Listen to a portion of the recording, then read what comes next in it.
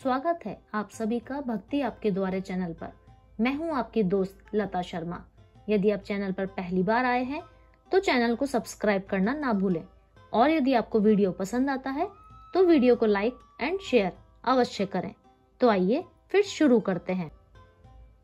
पशुपति व्रत में ऐसी क्या गलती होती है जिससे हमारा व्रत पूर्ण नहीं होता या फिर खंडित हो जाता है? आज मैं आपको इस वीडियो में यही सब बातें बताने वाली हूँ जिससे हमारा व्रत पूरी श्रद्धा भाव से हो और बिना किसी गलती के साथ पूरा हो जाए।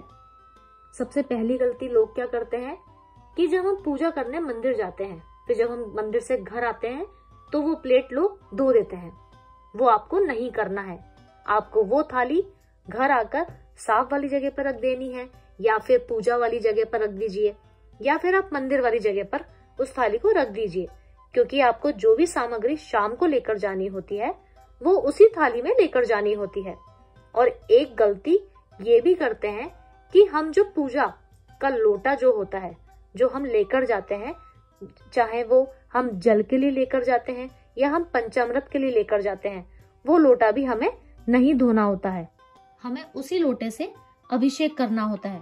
अगर आप अभिषेक भी नहीं करते हैं तो कम से कम जल के छींटे लगाने होते हैं, तो हम उस लोटे के द्वारा ही लगाते हैं। इसलिए थाली और लोटा दोनों ही नहीं धोए जाते। हम लोग ये बहुत बड़ी गलती कर देते हैं जो हमें कभी नहीं करनी चाहिए। दूसरी सबसे बड़ी गलती लोग ये करते हैं कि जो सामग्री थाली में वो लेकर जाते हैं वो बहुत थोड़ी थोड़ी लेकर जाते हैं, जैसे चंदन, रोली, अक्षत, सिंदूर, चीनी, पुष्प, ये सब आपको ज्यादा ही रखनी होती है, क्योंकि ऐसे नहीं होता कि आप शाम को भी वापस थाली में सिंदूर, अक्षत, चंदन, अबीर, गुलाल वापस आप रख रहे हैं। आपको सभी सामग्री सुबह ही थाली में रखनी होती है। ये गलती भी लोग बहुत कर लेते हैं। और कुछ लोगों के साथ तो ऐसा भी हो जाता होगा कि वो कुछ सामग्री रखना ही भूल गए। तो आप जब ये व्रत करना प्रारंभ करते हैं उससे पहले ही आप एक सामान की लिस्ट बना लीजिए, जिससे आप थाली का सामान नहीं भूलेंगे, नहीं तो हमारा व्रत करना सफल नहीं होता। तीसरी गलती यह होती है कि जब वो पूजा करने मंदिर जाते हैं लेकिन आते समय पर वो अपना कुछ काम लेकर जाते हैं कि आते टाइम हम मंदिर से ये करते आएंगे, या फिर किसी के यहाँ चले जाते हैं या फिर कहीं पर रुक जाते हैं या सोचते हैं कि अब निकले हैं तो वॉक करते हुए ही चले जाएं या पार्क होते हुए चले जाएं। लेकिन पशुपति व्रत में हमें किसी के घर का पानी भी नहीं पीना होता है। पशुपति व्रत में हमें कहीं घूमने नहीं जाना होता है, क्योंकि पूजा की थाली भी हमारे हाथ में होती है। इसीलिए बिना किसी के टोके उसको हमें घर लाना होता है। पशुपति व्रत के लिए आप अच्छे से घर से मंदिर जाएं और मंदिर से सीधे घर आएं। चौथी गलती सब यह करते हैं कि व्रत किसी और मंदिर में कर लेते हैं। यह व्रत हमें एक ही मंदिर में करने होते हैं। या फिर कुछ लोग ऐसा भी करते हैं कि वो अपना मंदिर ही बदल देते हैं कि एक व्रत किसी मंदिर में कर लिया, दूसरा तीसरा व्रत किसी और मंदिर में कर लिया। वो आपको नहीं करना है। अगर आपको आपका मंदिर दूर पड़ता है या उस मंदिर में आप रेगुलर नहीं जा सकते तो आप पहला व्रत भी उस मंदिर में मत करिए, क्योंकि पशुपतिनाथ के 5 व्रत एक ही मंदिर में होते हैं। आपको मंदिर नहीं बदलना है, चाहे आप अपने मायके गए हो या कहीं भी गए हो, आपको शिवालय नहीं बदलना है। आपको उसी शिवालय में आकर के दोबारा पूजा करनी है।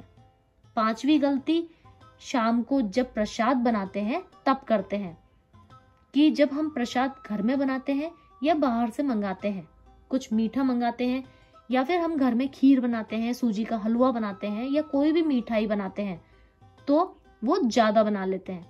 वो ये सोचते हैं कि घर में परिवार के सभी सदस्य उस प्रसाद को खा लेंगे, ज्यादा पतीला भर के खीर बना लेते हैं। वो 3 भाग का तो मंदिर ले जाते हैं, बाकी वो घर ही छोड़ जाते हैं। लेकिन पशुपतिनाथ के व्रत में जो भी मिठाई या मीठा मंगाया जाता है या बनाया जाता है वो 3 भाग जितना ही बनाया जाता है, जितना प्रसाद में हमें चढ़ाना होता है। हमें घर पर छोड़कर नहीं जाना होता। पशुपति व्रत में प्रसाद ज्यादा मात्रा में नहीं बनाया जाता। बहुत बड़ी गलती होती है जो बहुत ज्यादा लोग ये कर लेते हैं। भोग के प्रसाद को हमें किसी को नहीं दिया जाता या किसी को बांटा नहीं जाता। वो पूरा प्रसाद हमें ही ग्रहण करना होता है, चाहे वो बच्चों को हो या फिर बुजुर्गों को। वो प्रसाद हमें किसी को नहीं देना है। छठी गलती लोग यह करते हैं कि जब वो मंदिर जाते हैं तो दिए की बाती वहीं बनाते हैं। चाहे दिया मिट्टी का हो या आटे का, आपको बाती घर से ही तैयार करके 6 के 6 दिए लेके जाने होते हैं। उसमें आपको घी भी घर से ही डाल कर ले जाना है। आपको ऐसा नहीं है कि आप घी भी वहीं डाल रहे हैं, बाती भी वहीं बना रहे हैं। मंदिर में नहीं बनाना, ये सब कुछ हमें घर से ही तैयार करके लेके जाना है। केवल हमें भगवान भोलेनाथ के सामने उन्हें प्रज्वलित करना होता है।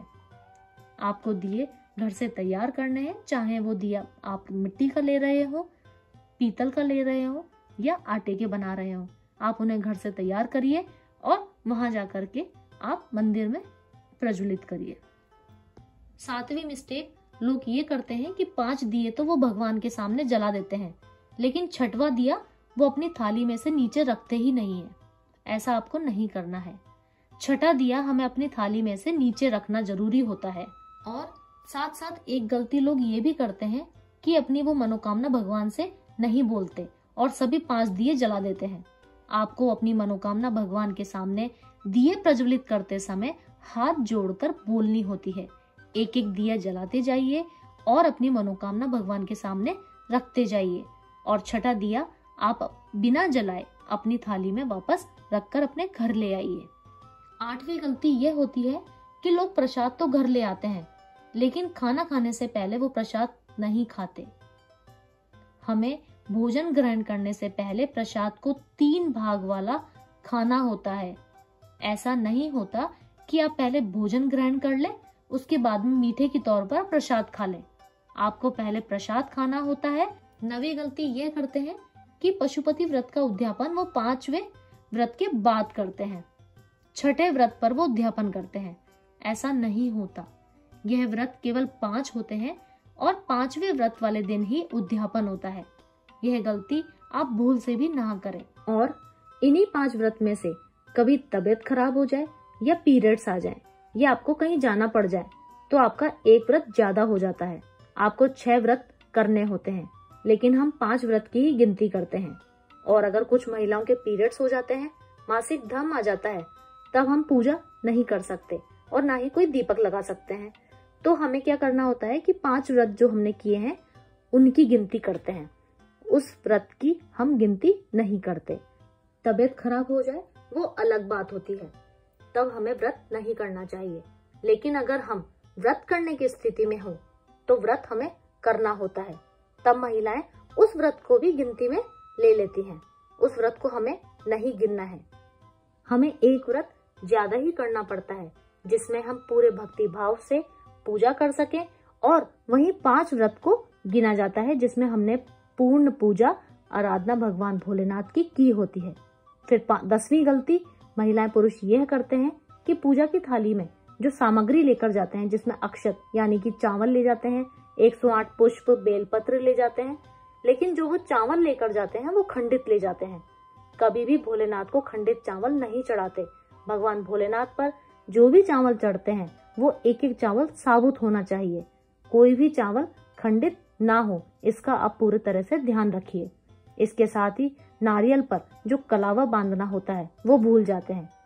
उद्यापन के दिन जो नारियल शाम की पूजा में अर्पित किया जाता है उस पर कलावा बांधना भूल जाते हैं, जिसे भगवान स्वीकार नहीं करते।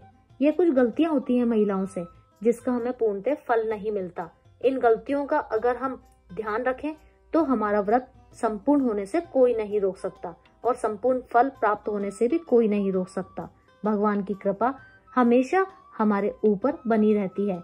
जाने अनजाने में यह भूल किसी न किसी से हो ही जाती है, इसलिए आप अपनी भूल को स्वीकार करके भगवान भोलेनाथ पर अपनी आस्था बनाते हुए यह व्रत पूर्ण कर सकते हैं। भगवान भोलेनाथ बहुत भोले हैं, आप उनसे अपनी गलती की क्षमा मांग सकते हैं, वो हमें माफ कर देते हैं।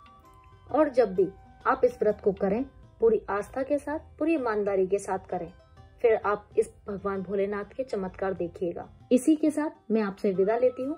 अगर आपको मेरी ये जानकारी थोड़ी भी अच्छी लगी हो तो वीडियो को लाइक एंड शेयर जरूर कीजिएगा और कमेंट में श्री शिवाय नमस्तुभ्यम जरूर लिखिएगा। धन्यवाद। Thank you for watching.